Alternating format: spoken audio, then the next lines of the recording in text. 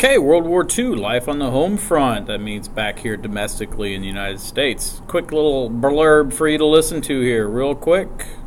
Oh, wrong way again. And naturally it doesn't play.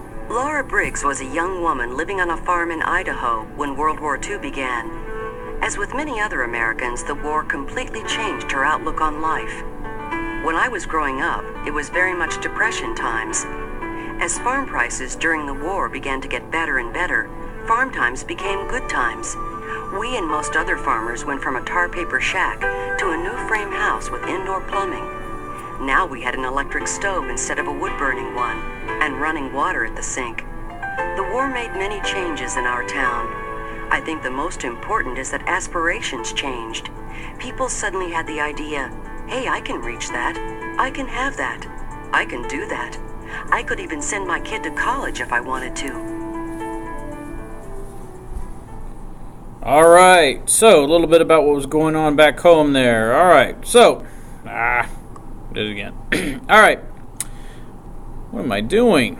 I'm going the wrong way. Sorry. Women and minorities, they gained ground. Compared to the devastation in Europe and Asia, World War II had a positive effect on American society. It put an end to the Depression. The war led to the creation of almost 19 million new jobs and doubled the income of most American families. The wartime labor shortage forced factories to hire married women in positions that were traditionally considered men's work. So you get the popular Rosie the Riveter, a character from a popular song by the Four Vagabonds, became a symbol for the campaign to hire women.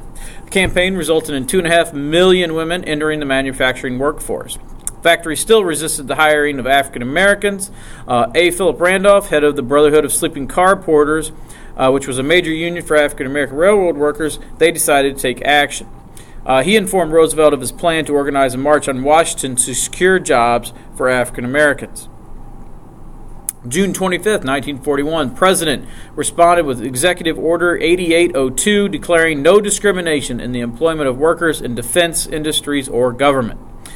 In 1942, the federal government started the Bracero program, which arranged for Mexican farm workers to come to the United States to help harvest fruits and vegetables on farms in the Southwest.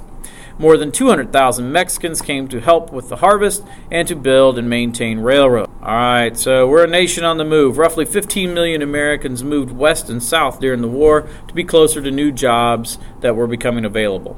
Growth of Southern California and the expansion of cities in the Deep South created a new industrial region called the Sun Belt.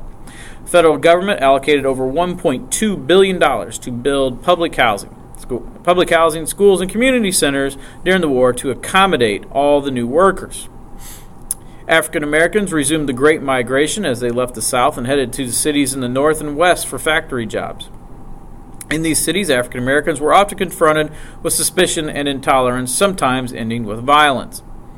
Across the nation, crimes committed by youths start to rise dramatically. You get the zoot suit or baggy pants and an overstuffed knee-length jacket with wide lapels appeared unpatriotic to many that were saving fabric for the war.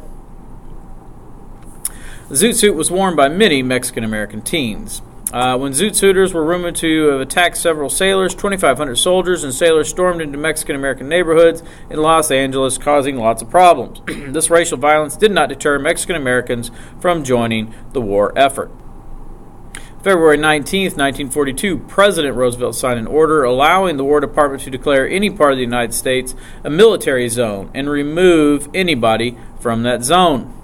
The West Coast was declared a military zone, and all of the people of Japanese ancestry were evacuated to 10 internment camps.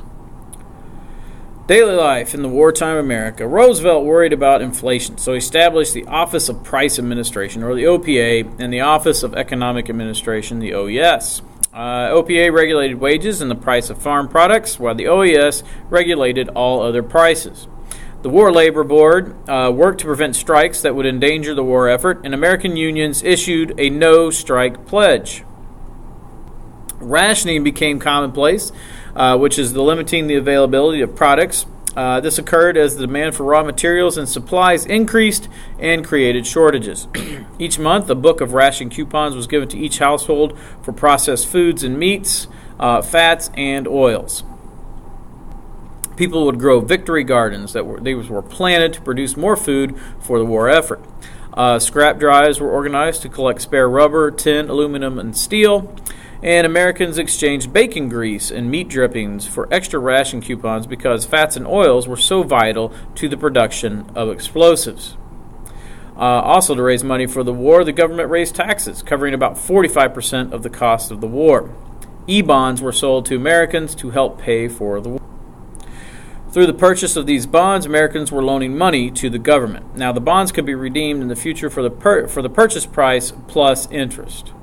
Most Americans were united in the goal of winning the war, and that is it. So we will conclude our discussion of the Homefront there. Take your Edmodo quiz, and remember that is due on the 18th. Thank you.